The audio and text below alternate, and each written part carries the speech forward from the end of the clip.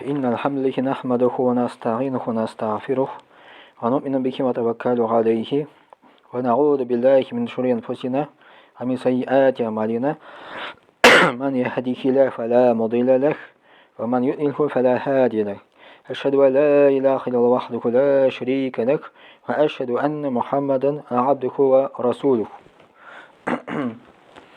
يا أيها الذين آمنوا اتقوا الله حق تقاته ولا تموتن إلا وأنتم مسلمون يا أيها الناس اتقوا ربكم الذي خلقكم من نفس واحدة وخلق منها زوجها وبث منكم رجالا كثيرا ونساء واتقوا الله الذي تساءلون به والأرحام إن الله كان عليكم رقيبا يا أيها الذين آمنوا اتقوا الله وقولوا قولا سديدا بسم الله الرحمن الرحيم والصلاة والسلام على نبينا محمد وعلى صحبه أجمعين. Assalamu alaikum wa rahmatullahi wa barakatuhu.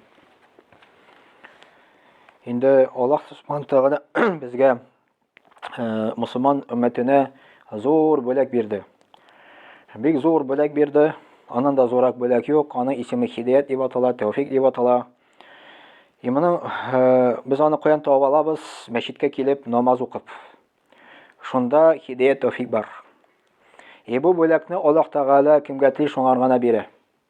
Kishi shu hidayatni, tavfiqni o'zi topa olmay, ona Alloh qana beri.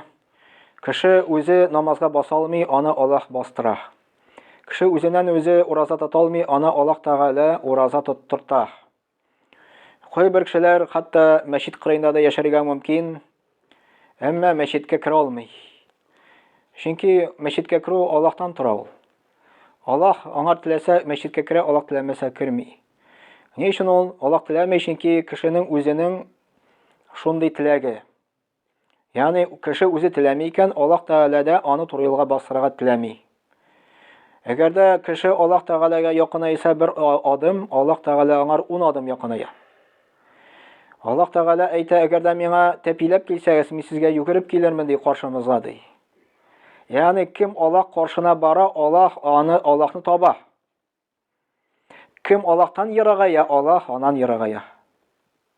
Mana shunday qoida. Kim Allohga yaqinaya, Allah onar yaqinaya, kim onan yiragaya, Allah da onan yiragaya.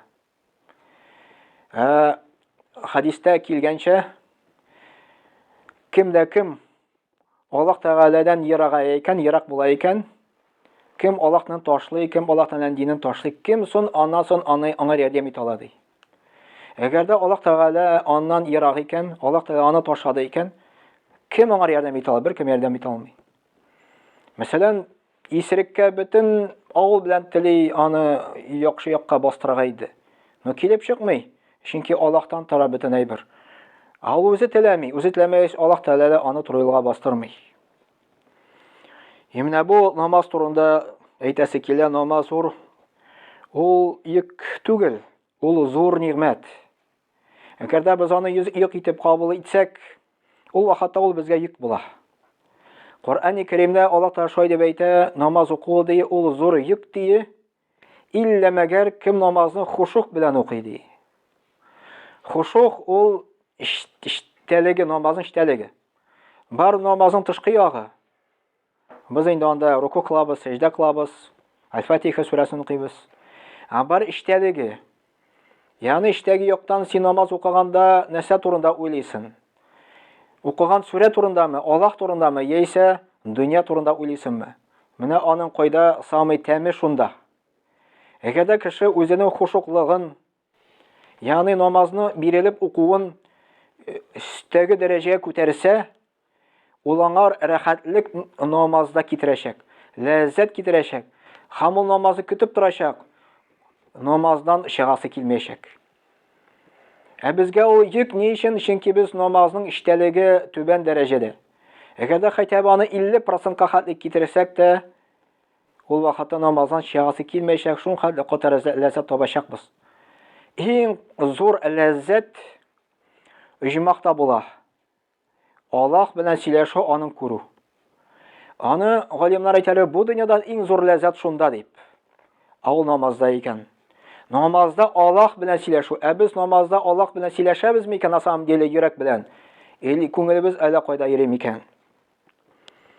Менә бу намаз буенча Мухаммад пәйгамбер саллаллаху алейhi әйткән: "Аввалу ма юхассабу бихил габду яумил кыямати ас-салах. فإن صلحت صلح له سائر عمله وإن فسدت فسد سائر عمله."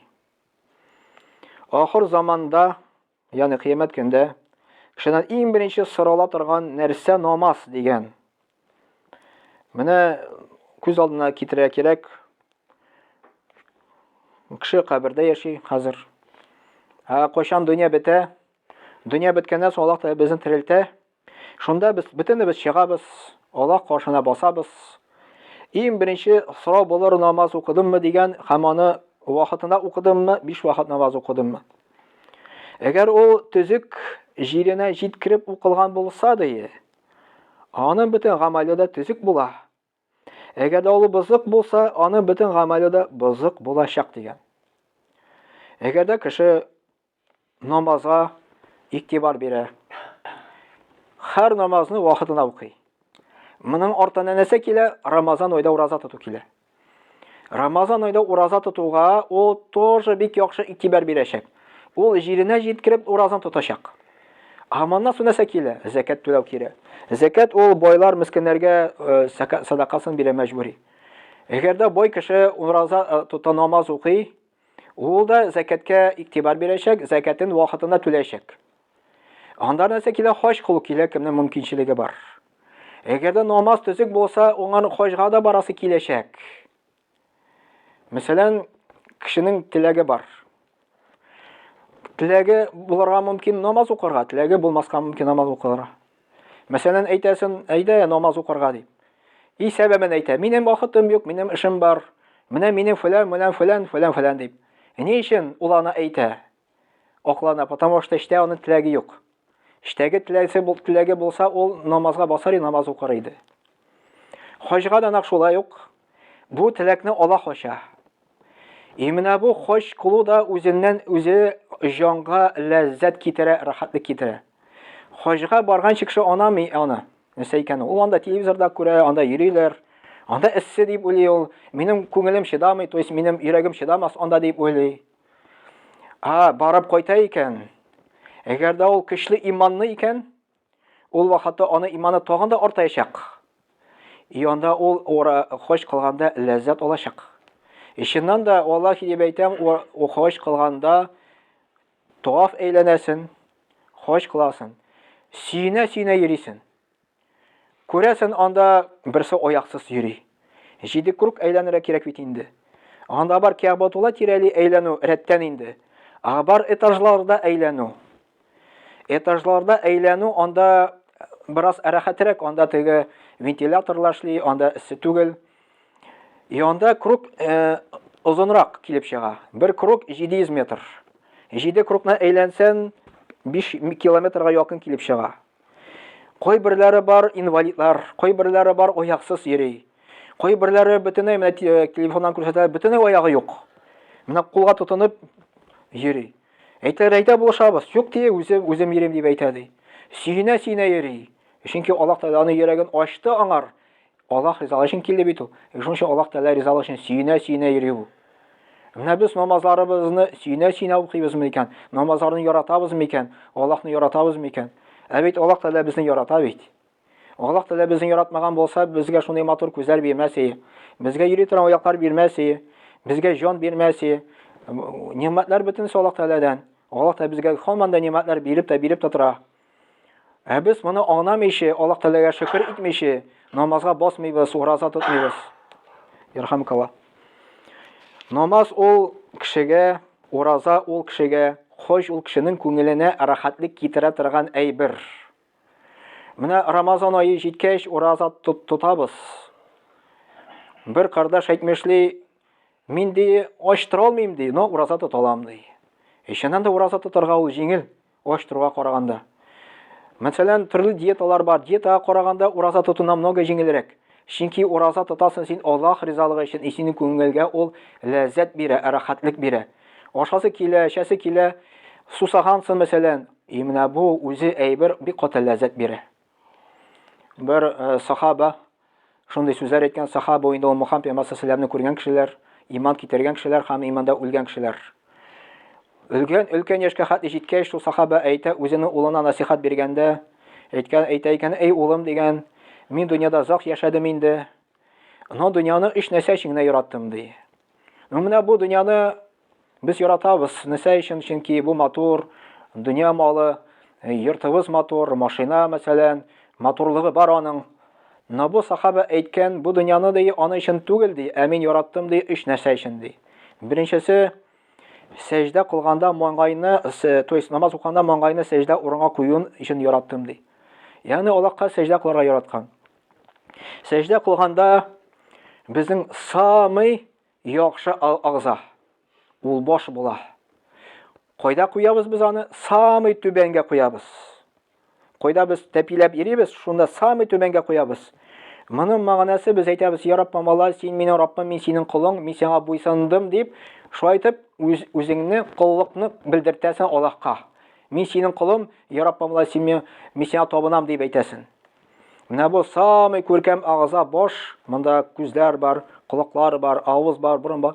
Без самый түбән нәрсәгә куябыз. Без белдертәбез Аллаһ Тәгаләгә без гыйбадәт кылабыз икән. Андары икенчесе дип әйтте, галимнар белән бергә ди, бер мәҗлистә утыру. Бер мәҗлис, ягъни гыйлем алу. Шуның өчен мин бу дөньяны яраттым ди. Һәм өченчесен мин яраттым ди, ураза тотканда ди, эсседә сусаганны яраттым ди. Эсседә ураза тотып сусаганны яраттым ди, уланы яраткан.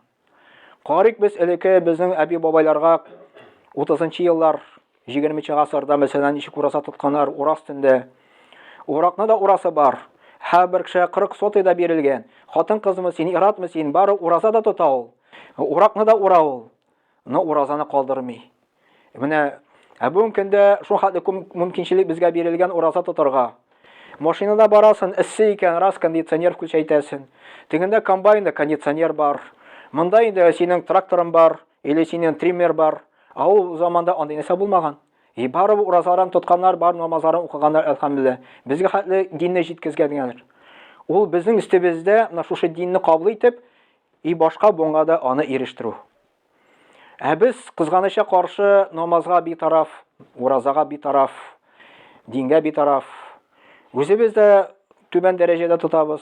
Үзебезнең семьяны да өндәмибез намазга. Бит ул иң мөһим әйбер, без бит ахиратны югалтабыз. Без бала өчен ахиратны югалтабыз. Дөньяда бирәбез, квартираны да бирәбез, машина да бирәбез, бик яхшы, бик күркәм, әлхәмдүлилләh. Но ахиратны онытабыз. Балага дөнья әйберен бирде икән, ахиратны да бир. Мәчеткә җибәр, килсен монда укысын, намазны өйрәнсен, намазга бассын. Ахиратта икегез бергә булырсыз, җумакта булырсыз иншалла. Булай син дөнья белән генә бетә, ахиратка баргач, кая син югалтасың. Син җумакка керәсең, ул тамакка керә мәсәлән, намазга өндәмәдең син аны. Ул балаң или внугың син яңа килә дә әйтер: "Әтием, бабаем, син туры юлны белдең, нишләп миңа әйтмәдең?" дип әйтер. Менә шушы нәрсәне үзебезне кабул итеп, балаларга да буңгалар тапшыру безнең истебезгә аны. Безгә тапшырдылар, безгә дә аны тапшырырга тиеш, башка буңга инде. Субханак ва бихамдик, ашһаду ан ла илаха илля анта, астагфирука ва атубу илейк. Вассами'у дуа.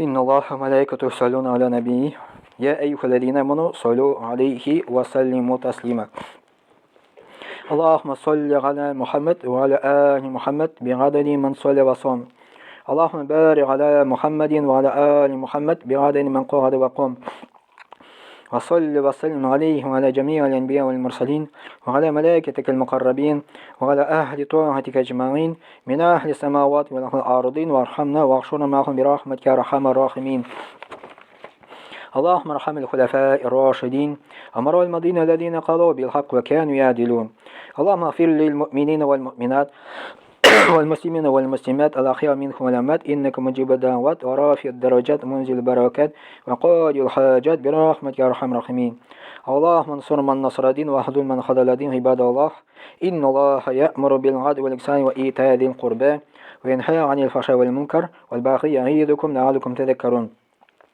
واذكروا الله العلي العظيم الحي القيوم يذكركم، واشكروه يزيدكم، واستغفروه يغفر لكم، ولذكر الله تبارك وتعالى أعلى وأول وأعز وأجل وأعظم وأتم وأكبر.